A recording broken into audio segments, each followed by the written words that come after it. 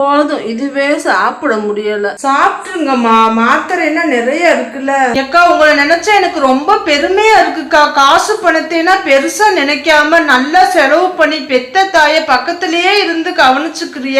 அது போல பெத்த கடனை நீங்க தான்க்கா சரியா நிறைவேற்றுறிய. எத்தனை கோடி கொடுத்தாலும் சரி, தாயிடம் பாச கடனையும் தந்தையிடம் வளர்த்த கடனையும் அடைக்க முடியாது. கடைசி வரை நாம் கடனாளிதான் பெற்றவர்களிடம். என்னக்கா சொல்றிய? பெற்றவர்களுக்கு காசு பணம் செலவு பண்றதுக்கு யோசிக்க கூடாது. நாம் எதுவுமே கொண்டு வராமல் பிறந்தப்ப நம்மை கொண்டாடியவர்கள் அவர்கள் தானே. ஆமாக்கா, இன்னைக்கு நம்ம பெற்றோர்களை நம்ம வச்சு பார்த்தாதானே நாளைக்கு நம்ம பிள்ளைகளை நம்மள வச்சு பாக்குங்க. இதானே உண்மை. நன்மை செய்தோரின் கூலியே அல்லாஹ் வீணாக்க மாட்டான். அது மட்டும் இல்ல, தாயாருக்கு பணிவிடை செய்வதன் மூலம் அவர்களை பற்றி பிடித்துக்கொள். அவர்களின் காலடியில் தான் சொர்க்கம் உள்ளது என நபி ஸல்லல்லாஹு அலைஹி வஸல்லம் அவர்கள் சொல்லியிருக்காங்க.